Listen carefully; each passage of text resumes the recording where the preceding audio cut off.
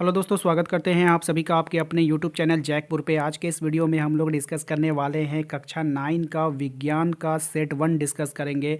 और काफ़ी important video होने वाला है, क्योंकि आप लोगों को पता है कि जैक बोर्ड ने कहा था कि आप अपने एग्ज़ाम का preparation previous year model set से भी आप लोग जारी रखोगे, क्योंकि ये जो मॉडल सेट है इसको भी जैक बोर्ड ने जारी किया।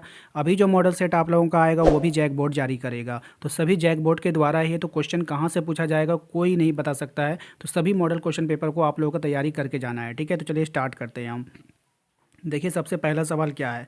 कह रहा है निम्न में से कौन सदिश नहीं है। सदिश का मतलब है कि जिसमें दिशा नहीं होगा, तो इसमें कौन सा है, तो वो हो जाएगा आपका दूरी। ऑप्शन नंबर डी हो जाएगा। ठीक है, नेक्स्ट है क्वेश्चन, वेग में परिवर्तन की दर को क्या कहते हैं। तो वेग में परिवर्तन की दर को कहते हैं हम लोग त्वरण कहते हैं। ऑप्शन नंबर बी इसका सही जवाब हो जाएगा। अगला सवाल क्या है, चाल और वेग का मात्रक आपको बताना है। तो चाल और वेग का क्या मात्रक है, तो मीटर पर सेकेंड हो जाएगा। ऑप्शन नंबर ए हो जाएगा। ठीक है, नेक्स्ट है ओडोमीटर क्या मापता है। तो ओडोमीटर जो है आपका दूरी को मापता है। काफ़ी इंपॉर्टेंट है, याद रखिएगा। देखिए, वीडियोस बनाने में काफ़ी मेहनत लगती है आप लोगों के लिए, तो अभी तक आप लोगों ने लाइक तो किया नहीं होगा, तो प्लीज़ जल्दी से लाइक कर दो। ठीक है, एंड चैनल को सब्सक्राइब कर लेना। वीडियो के डिस्क्रिप्शन में जाना, वहाँ पर आपको लिंक मिलेगा। वहाँ उस लिंक पे क्लिक करके जो है आप अपने WhatsApp group, Telegram group, Instagram group के साथ जुड़ सकते हो। ठीक है, अगला सवाल क्या है, क्वेश्चन नंबर 5 को ध्यान से देखो। कह रहा है 20 मीटर प्रति सेकंड को किलोमीटर पर आवर में आपको क्या करना है, चेंज करना है। क्या करना है बाबू, चेंज करना है। ठीक है, तो देखो, जब 20 मीटर पर सेकंड हो ना, तो इसको हम लोग कर सकते हैं 18/5 से गुना। ठीक है, यानी कि इसको 18/5 से करेंगे तो किलोमीटर में चेंज होगा। तो 5 से काट दो 4 बार में, 18 चौक कितना हो गया, 72। तो 72 किलोमीटर पर आवर इसका आंसर आ जाएगा। Option number B. ठीक है, समझ रहे हो, 18/5 से सिर्फ गुना कर देना, ये याद रखना। नेक्स्ट क्या है, एक कार की चाल 15 मीटर की दूरी तय करने में 18 किलोमीटर प्रति घंटा से 36 किलोमीटर प्रति घंटा हो जाती है, तो कार का त्वरण ज्ञात करना है। तो इसका सही जवाब है आपका ऑप्शन नंबर ए, लेकिन ये न्यूमेरिकल है, इसको हम अलग से वीडियोस बनाकर आपको समझा देंगे। ठीक है, नेक्स्ट सवाल देखिए, क्या है हमारा, बल का एसआई मात्रक क्या होगा। तो बल का जो एसआई मात्रक होता है वो हो जाएगा आपका न्यूटन। ऑप्शन नंबर सी हो जाएगा। ठीक है, नेक्स्ट सवाल देखो, एक न्यूटन किसके बराबर होता है। आपको बताना है कि एक न्यूटन जो होगा वो किसके बराबर होगा। ठीक है, देखो, एक न्यूटन जो होगा वो हो जाएगा आपका 1 kg प्रति मीटर सेकेंड स्क्वायर के बराबर। ऑप्शन नंबर ए हो जाएगा। अगला सवाल देखो, तीन पिंड एबीसी का द्रव्यमान क्रमशः 5 kg, 2 kg, 10 kg, इनमें से किसका जड़त्व सबसे कम होगा, बताइए। तो किसका जड़त्व सबसे कम होगा, जिसका वेट सबसे कम होगा उसका जड़त्व भी सबसे कम होगा। ऑप्शन नंबर बी हो जाएगा। ठीक है, याद रखना 2 kg का। अगर अधिक पूछता तो 10 kg वाले को ऑप्शन में देते। अगला सवाल है कि 1 kg द्रव्यमान पर 1 न्यूटन बल लगाने पर उत्पन्न त्वरण का मान क्या होगा। तो इसका सही जवाब हो जाएगा वह 1 मीटर पर second square. Option number D हो जाएगा। ठीक है भाई, चलो नेक्स्ट देखो क्या है। अगला सवाल है, न्यूटन गति के पहले नियम से क्या मिलता है। तो न्यूटन गति का जो पहला नियम है उससे हमें जड़त्व की परिभाषा मिलती है। ऑप्शन नंबर बी हो जाएगा। ठीक है, अगला सवाल देखो क्या है, क्वेश्चन नंबर 12। क्वेश्चन नंबर 12 में कह रहा है न्यूटन गति के कौन से नियम से बल का सूत्र मिलता है। तो न्यूटन गति के कौन से नियम से मिलता है, दूसरे नियम से। दूसरे नियम से बल का व्यंजक यानी कि सूत्र प्राप्त होता है। ठीक है, नेक्स्ट है जी का मान क्या होगा। काफ़ी इंपॉर्टेंट है, बार बार एग्जाम में पूछता है। तो 9.8 metre per second square. Option number B इसका सही जवाब हो जाएगा। अगला है 60 kg द्रव्यमान के किसी मनुष्य का चंद्रमा पर भार कितना होगा। तो ये भी एक न्यूमेरिकल टाइप का होता है। ठीक है, तो इसका सही जवाब हो जाएगा आपका 100 न्यूटन। काफ़ी फेमस है, बार बार यही सवाल रिपीट होता है, तो याद रखना। नेक्स्ट है, शरबत बनाते समय पानी में चीनी मिलाने पर चीनी पानी में मिल जाता है, यह पदार्थ के कणों के किस गुण को दर्शाता है। तो ये जो दर्शाता है पदार्थ के कणों के बीच रिक्त स्थान को दर्शाता है। ठीक है, ऑप्शन नंबर ए हो जाएगा इसका सही जवाब। अगला है, देखिए क्वेश्चन नंबर 16 पे आते हैं, निम्नलिखित में से कौन सा पदार्थ का उदाहरण है। तो कौन पदार्थ का उदाहरण है ये आपको बताना है, यानी कि कौन सा इसमें से पदार्थ है वो बताना है। तो शीतल पेय जो है एक पदार्थ है। ठीक है, दो विभिन्न पदार्थों के कणों का स्वतः मिलना क्या कहलाएगा। तो दो विभिन्न पदार्थों का कणों का स्वतः मिलना कहलाएगा विसरण। ऑप्शन नंबर ए हो जाएगा।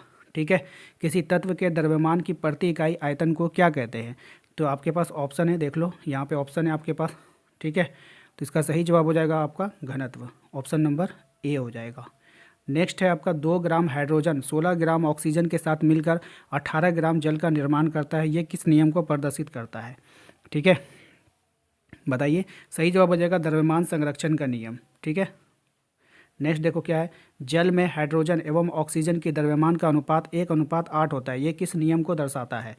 तो आपको बताना ये किस नियम को दर्शाता है, तो स्थिर अनुपात का नियम। किसको दर्शाता है? स्थिर अनुपात के नियम को। ठीक है, सभी सवाल इंपॉर्टेंट है, याद कर लेना। परमाणु त्रिज्या को किस मात्रक में मापते हैं? परमाणु त्रिज्या को किस में मापते हैं ये बताना है आपको, तो नैनोमीटर में। ऑप्शन नंबर ए इसका सही जवाब होगा। नेक्स्ट है, परमाणु द्रव्यमान को किस इकाई में नापते हैं? तो जो परमाणु द्रव्यमान होता है उसको हम लोग मापते हैं किस में बताओ? यू में, है ना। ऑप्शन नंबर डी हो जाएगा। नेक्स्ट है, किस पदार्थ का सूक्ष्मतम कण जो स्वतंत्र रूप में रह सकता है क्या कहलाता है? किसी पदार्थ का जो सूक्ष्मतम कण है जो स्वतंत्र रूप में रहेगा उसको हम लोग परमाणु कहेंगे। ठीक है, याद रखना, काफ़ी इंपॉर्टेंट है। जल की परमाणुकता कितनी होती है? तो जल की जो परमाणुकता होती है वो 3 होती है, याद रखिएगा, 2 हाइड्रोजन 1 ऑक्सीजन। निम्नलिखित में से किस यौगिक का परमाणुकता 5 है? तो आपको बताना है किस यौगिक की परमाणुकता 5 है, तो कैल्शियम कार्बोनेट की। ऑप्शन नंबर सी हो जाएगा। नेक्स्ट हो जाएगा, कैल्शियम हाइड्रोक्साइड का सूत्र आपको बताना है, तो कैल्शियम हाइड्रोक्साइड का सूत्र हो जाएगा ऑप्शन नंबर बी, इसका सही जवाब है, देख लेना, इंपॉर्टेंट है। नाइट्रिक अम्ल का आणविक द्रव्यमान ज्ञात करना है आपको, तो नाइट्रिक अम्ल का जो आणविक द्रव्यमान हो जाएगा वो 63 हो जाएगा, याद रखिएगा, इंपॉर्टेंट है आपके एग्जाम के लिए। अगला सवाल देखिए क्या कह रहा है कि कोशिका की खोज किसने किया था? ठीक है, कोशिका की खोज किसने किया? आपके पास ऑप्शन है रॉबर्ट हुक, ल्यूवेनहॉक, पुरंकज या स्लेडन एवं स्वान ने। तो इसका आंसर तो आप लोगों को पता होगा, क्लास 8 से आप लोग पढ़ रहे हो, तो इसका आंसर आप लोग कमेंट बॉक्स में दे देना। 28 क्वेश्चन नंबर 28 का आंसर क्या होगा आप इसको कमेंट बॉक्स में जरूर टाइप करना। नेक्स्ट क्या है, निम्नलिखित में से एक जीवीय कोशिकीय है, यानी जीव की बात कर रहा है। ये सब जो होता है ये भी एक कोशिकीय होता है, लेकिन जीव के बारे में बताना है तो वो हो जाएगा आपका पैरामीशियम। ऑप्शन नंबर ए हो जाएगा। ठीक है, समझ रहे हो। नेक्स्ट देखो 30, पादप कोशिका की सबसे बाहरी परत क्या है? तो जो पादप कोशिका होती है कि सबसे बाहरी परत को हम लोग कोशिका भित्ति कहते हैं। जैसे पेड़ होता है तो पेड़ का जो होता है ना बाहरी वाला परत, मोटा वाला, उसको कोशिका भित्ति कहते हैं। कोशिका भित्ति किसकी बनी होती है? तो कोशिका जो भित्ति बनी होती है वो सेल्यूलोज की बनी होती है। ऑप्शन नंबर सी हो जाएगा यहाँ पे। नेक्स्ट है, कोशिका झिल्ली कोशिका के बाहर से अपने भोजन तथा अन्य पदार्थ ग्रहण करने की प्रक्रिया को क्या कहते हैं? तो इसको हम लोग कहते हैं इंडोसाइटिस। ठीक है, क्या कहते हैं? इंडोसाइटिस। नेक्स्ट देखो क्या 33 में कह रहा है कोशिका के अनुवांशिक गुणों की सूचना कहाँ होती है? तो कोशिका का जो आनुवंशिक गुणों की जो सूचना होती है वो होती है गुणसूत्र में। कहाँ होता है? गुणसूत्र में। ऑप्शन नंबर डी हो जाएगा। लाइसोसोम कौन बनाता है? लाइसोसोम जो बनाता है वो बनाता है गाल्जी उपकरण। ऑप्शन नंबर डी, ये सब याद कर लीजिएगा, इंपॉर्टेंट है। किसी विशेष कार्य को करने के लिए कोशिका एक विशेष समूह बनाती है, इस समूह को क्या कहते हैं? तो इस समूह को कहते हैं हम लोग ऊतक कहते हैं। क्या कहते हैं? ऊतक कहते हैं। ऑप्शन नंबर सी हो जाएगा। नेक्स्ट देखो क्या, तना के शीर्ष भाग में कौन सा ऊतक पाया जाता है? तो तना के जो शीर्ष भाग होता है उसमें विभोजीय ऊतक पाया जाता है। एक यहाँ पर भी एक यहाँ पर भी, तो दोनों ऑप्शन सही है, ऑप्शन ए ऑप्शन डी, याद रखिएगा। नेक्स्ट है, पौधों और पत्तियों के द्वारा बने हुए भोजन संवहन पौधों की किस भागों द्वारा जो है ऊतक करता है? किस भागों में कौन ऊतक करता है? ठीक है, यानी कौन पहुंचाता है, सीधा सा बात है, ये समझ लो। ठीक है, तो ऑप्शन नंबर बी हो जाएगा। भोजन यानी फूड को कौन ले जाता है? फ्लोएम। ठीक है, और जल को कौन ले जाता है? जाइलम, याद रखिएगा। अगर जल पूछता तो जाइलम करते हैं। अस्थि एवं मांसपेशियों को जोड़ने वाली रचना क्या कहलाती है? तो अस्थि एवं मांसपेशियों को जोड़ने वाली रचना को क्या कहते हैं? टेंडेन कहते हैं। ठीक है, काफ़ी फेमस क्वेश्चन है, एग्जाम में पूछता है, याद रखना है। कह रहा है नारियल के रेशे में कौन सा ऊतक पाया जाता है? तो नारियल के रेशे में कौन सा ऊतक पाया जाता है आपको बताना है, तो स्क्लेरेनकाइमा पाया जाता है। ये भी VBI कैटेगरी में आता है ये सवाल, अच्छे से इसको याद कर लेना। ठीक है, अस्थि एक ऊतक है। अस्थि कैसा ऊतक है आपको बताना है, तो ये एक संयोजी ऊतक है। ये भी क्वेश्चन काफ़ी इंपॉर्टेंट है आपके लिए। तो उम्मीद करते हैं कि आप लोगों को आज का ये वीडियो अच्छा लगा होगा। वीडियो अच्छा लगा है तो लाइक कर दीजिएगा, चैनल पर यदि पहली बार आए तो प्लीज़ सब्सक्राइब कर लीजिएगा, घंटी के बेल आइकन को दबा लीजिएगा ताकि हर एक वीडियो का नोटिफिकेशन आपके मोबाइल पर जाता रहे। मिलते हैं अगले वीडियो में, थैंक यू। अगर आपने अभी तक हमारे चैनल को सब्सक्राइब नहीं किया है तो इस ब्लैक कलर के सब्सक्राइब के बटन को दबाकर उसे सब्सक्राइब कर लेना। उसके बाद आपको घंटी का एक आइकन दिखेगा, घंटी का आइकन को आप जैसे प्रेस करोगे वहाँ पर आपको ऑल का नोटिफिकेशन दिखाई देगा, ये वाला ऑल का नोटिफिकेशन, इसको भी आप क्लिक कर लेना।